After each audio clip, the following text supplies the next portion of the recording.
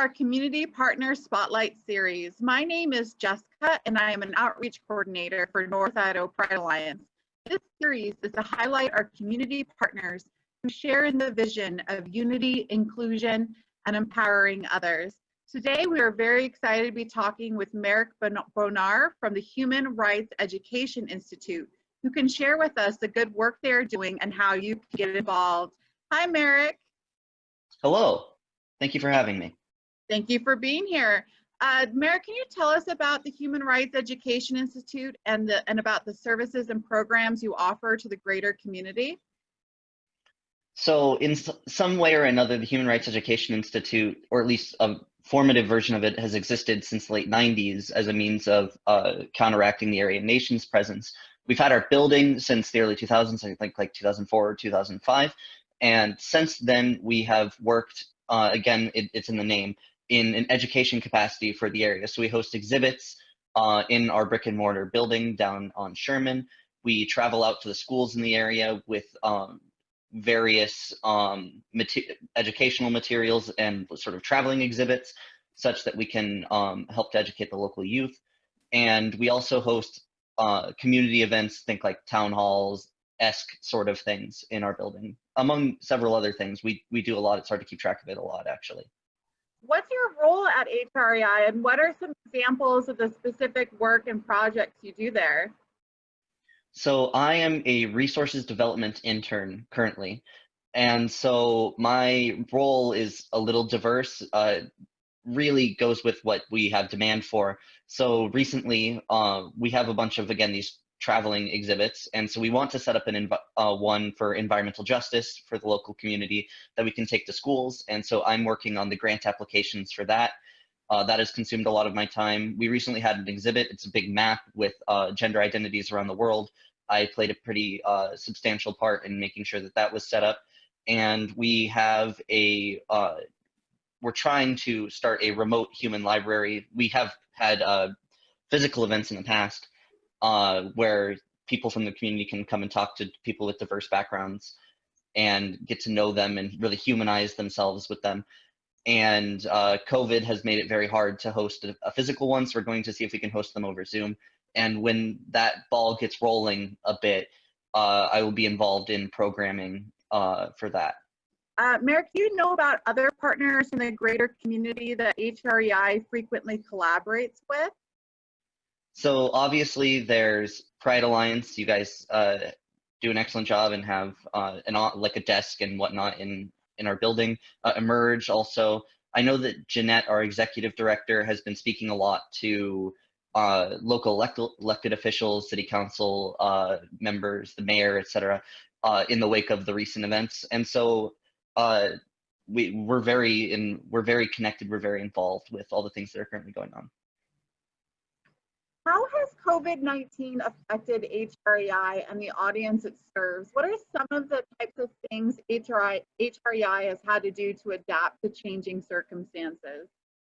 So that's really been something, given that a lot of our work is through schools. In the 2019-2020 school year alone, we reached 22,000 students in 55 different school districts in our area. And so when the schools shut down, that's a pretty big outlet for us that kind of goes away. And that said, we had to close down our physical building. And so that was kind of put all of our efforts to a bit of a screeching halt for a bit, since no one can come in, no one could set up exhibits, no one could come in and see those exhibits. We couldn't go out to schools. But I think we've done a pretty good job, especially as things have slowly started to reopen, to ensure that things work the way they're supposed to. We've adapted, again, some of our exhibits and outreach programs such that they will work remotely. And we've managed to find ways to safely host events in our space. Tell us more about HREI and how they work to promote diversity and inclusion in our greater community, and if there's any sort of resources that they offer to LGBTQ people and their families. And yes, I understand that a lot of it is through partnership with the North Idaho Pride Alliance. So I'll answer the first part first. We are primarily an education organization, and that is really the base that I came to when I first started preparing to answer these questions, that the primary way in which we promote diversity and inclusion is by exposing people to people who are not like them, and exposing people to their issues, especially for children, right, and adolescents. That the earlier we can show people that the world is not homogeneous and show people that the world is, in fact, very complex, that is how we can create a generation of local students and local citizens who are less likely to engage in those sorts of prejudice actions. And so that's where I sort of find the most hope is in our outreach to local students. Also in also for events like our Juneteenth town hall, I think that was very productive, that we were able to speak openly about race issues in our community with people who knew a lot, right? We had the head of Africana Studies, Professor Finney from EWU, and he did a very, very excellent job as a panelist on that committee. Specifically for LGBTQ people, right, again, a lot of that is because we partner with the Pride Alliance. However, we have things like a lending library, which has some books on queer theory in it, not as much for, not enough for my liking, but we're constantly trying to expand and keep that to date. We have some resources on our website. We're hosting a video that shows, like I'm having trouble explaining it, even though I'm the one who commissioned it. But it shows a trans boy who wants to lead her all-male hula group at her school in Hawaii. And so, right, we're just exposing people. That's the key. It's that different places view gender differently and view sexuality differently.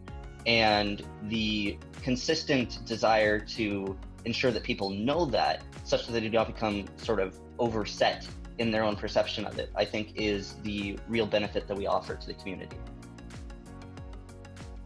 North Idaho Pride Alliance encourages community members to get involved and support allied organizations and businesses.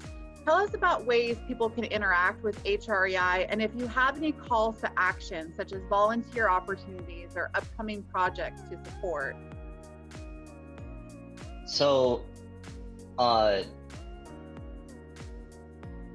come to our events, right? Please just come to our events, check our Facebook page, know when things are happening. And two, we need more volunteers. We've gotten an excellent sort of swell of volunteers in the wake of these Black Lives Matter protests, and that's really that provides me with a lot of hope. But we still need more. We still have that volunteers needed sign up on our door. So if you have administrative skills, if you have if you have experience in education, if you even just have passion, I'm certain we can put you to good use in some way. So come down, ask for an application, put it in, and at least I would hope so, we would get back to you as soon as we could. Wonderful. Thank you so much, Merrick, for joining in today and sharing about Insights Education Institute. We, for one, are so grateful for our partnership with HREI and the collaboration that we are able to do. Together, we can show our resiliency and how we react and create new ways of educating, networking, and advocating for LGBTQ people, allies, and community partners. Stay tuned for more community partner spotlights posted on our website at nipridealliance.com, YouTube, and Facebook pages. Until then, stay home, stay healthy, stay proud.